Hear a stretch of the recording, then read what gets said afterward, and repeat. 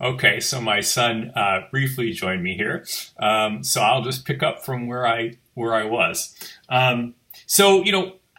I described my research to you guys to introduce myself to you, mostly because I wanted to show you, in some ways how narrow an area gets when you actually start to do research, right? For example, within spatial explicit life cycle assessment, one vein of research I've done is looking at the carbon footprint of paper and different types of forests that paper sourced from around the world, and pulling together trade data and data on carbon cycling and different types of forests in order to, give a more robust estimate depending on where a supply chain is built for paper in terms of its carbon footprint, right?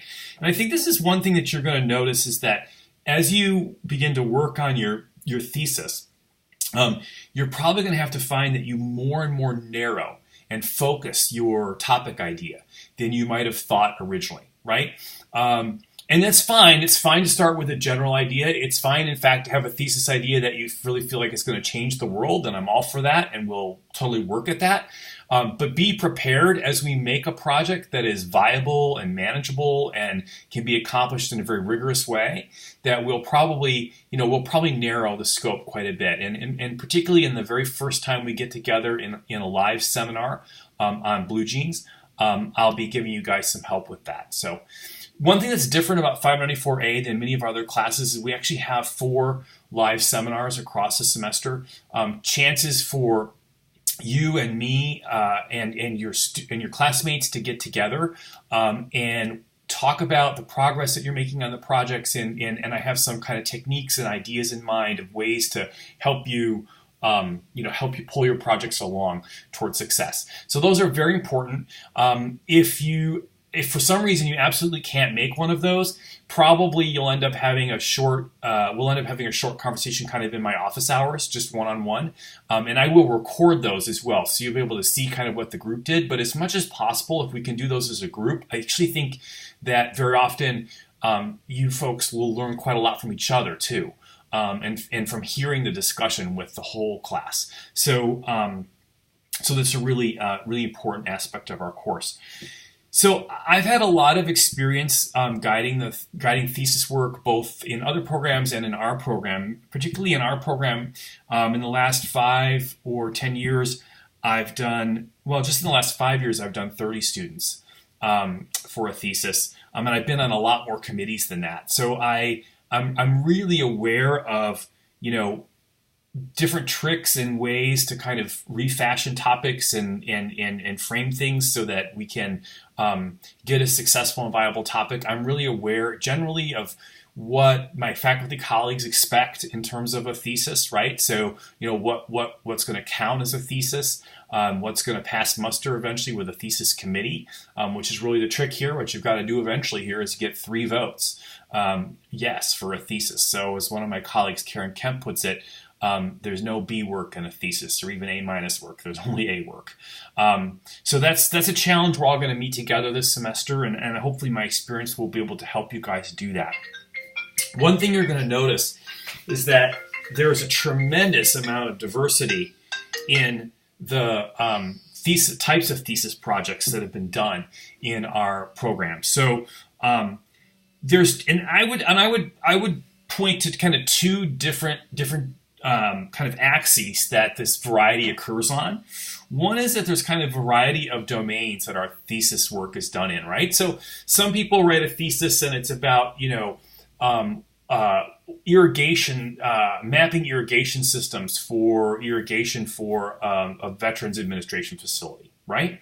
So there the domain is really, it's kind of about irrigation and irrigation systems, irrigation technologies, and so that's the domain of it. Other people might have a thesis that's about recovery of an endangered bird species, right? Or bird kills on electrical wires, right? And so every thesis that we have is applying and developing just tools in one domain or another, one kind of topical area or another in the world.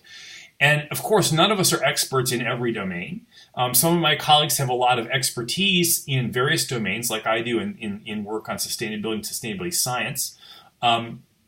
But one thing that we can do is we can try to figure out your own topics, kind of what domain are they going to be in? What maybe previous knowledge or work experience do you bring in the program to, kind of what domain that exists in? Another axis that the GIST topics really vary on is the nature of the geographic information science and technology that's being used, right? So some thesis projects are really remote sensing projects, primarily. They'll probably have some spatial analysis. They might even have some cartography underneath them, right? But they'll be like primarily remote sensing oriented. Another thesis might be like primarily project management oriented.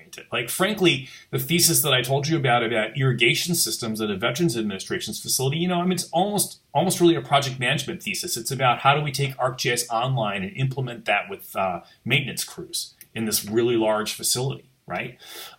So kind of usually in a thesis, one or the other domain of or type of geographic information science and technology expertise is in the lead. Right? And so that's another way to think about this is going to be, for your own topic, is there one, probably an elective you took sometime earlier in the program that's like in the lead in terms of the kind of expertise that's going to be developed in your thesis project. Okay, so I've given you kind of probably almost longer of an exegesis of all of this than you wanted to have, but you've got some things to think about. One thing I will tell you is that we're coming up on a deadline here for people who are finishing their thesis projects, which is that by the third week of classes, thesis projects have to be defended and uploaded so that students can avoid registering for next semester and save themselves some tuition and kind of get their projects done. And so one thing you're going to see is that in the next few days, there's going to be a lot of announcements for master's thesis defenses. And that'll kind of occur again at the end of our 594A class, but I would just encourage everybody to take the opportunity to attend an oral defense of someone else's thesis. Every defense in our program is public. The first 30 minutes to an hour of the defense is open to the public. And so I think you'd learn a lot from seeing kind of the end of the process and how that all works. And so if you see a defense happening on a thesis topic that's of interest to you, I would really encourage you to attend online. Every thesis is broadcast online via BlueJeans, and so you can see the link there, you can see the time, and you can just attend. In fact, I have one coming up, a student, Alexander Holt, who's coming up on Tuesday this week, and his announcement just went out to the faculty yesterday, and I think, or 2 days ago, and I think yesterday to all of you. So keep an eye out for those announcements and see if you can attend a defense at some point. And so the last thing I'll chat about here for just a minute is our course this semester. So the first thing you're going to have to deal with here is obviously this doodle poll so we can get our seminar scheduled. Then the very next thing you're going to need to think about is the choice of whether you're going to take a topic you've already been working on where you have a prospectus that's already pretty much done or just needs some revision, and you're going to move on from there, or whether you're going to start over with a new topic fresh, right? So that's a big choice. And if you need some help with that choice, I'm happy to discuss it over email or even chat about it. We'll be having some discussion boards where I'll ask you to actually announce that choice soon. So just get ready for that. If you can, this entire class is already, all the assignments are already on Blackboard. And I would encourage you to work ahead as much as you can, right? So in fact, if you're going to work from a prospectus that you already have developed, I would suggest you go straight on to the assignments in week 7 and 8. You have to do your week 1 assignment in terms of a resume and also the discussion board. But in terms of like thesis related assignments, go right on to week 7 and 8, right? Because the assignments in week 7 and 8 are really key assignments that sometimes a whole thesis can really turn on. So if you have an idea, pretty solid idea already of what you're going to do, doing the research design outline and the data quality slide presentation or data availability slide presentation, those can really help you figure out very quickly how you might need to adapt your topic. Those are quite related to the jury criteria also, those week 7 and 8 assignments. So look very carefully at those jury criteria that are in the syllabus. That's what the faculty juries are going to evaluate your work around. In this course, as we move through the course, really, there are a number of assignments which are designed to help you think about and get geared up to write a thesis. And then the most important assignments, right, are the ones that are actually developing your thesis as you go. And those assignments are going to be turned in to a faculty jury 3 times during the semester. And this faculty jury is not going to hear from you. They're just going to read what you've written, right? And so you have to be able to communicate in writing effectively where you're heading with your thesis. And the faculty jury is going to evaluate your work by those 2 criteria that are in the syllabus, right? The one of them is, does this ask a research question, or does it have an objective for a technology implementation project that's feasible to do in a 2-semester sequence, right? And as far as we understand it as the faculty, it can be done, right? And the second question is the data available to accomplish that project that's been outlined, to answer those questions that have been set out, or to accomplish the objectives in the technology implementation project. So those 2 questions, read those real carefully in the syllabus. Those are going to really guide the juries. As long as you meet all the minimum deadlines in our course, you will have good materials to go to the jury when the time comes. But to the degree that you can work ahead, I would encourage you to do that. And in fact, if you work ahead, anything you submit ahead, like if you submit a week 7 and 8 assignment, in week 3 or 4, I will read that within that week and get it back to you, right? So if you're working ahead, I will work ahead in my feedback to you as well.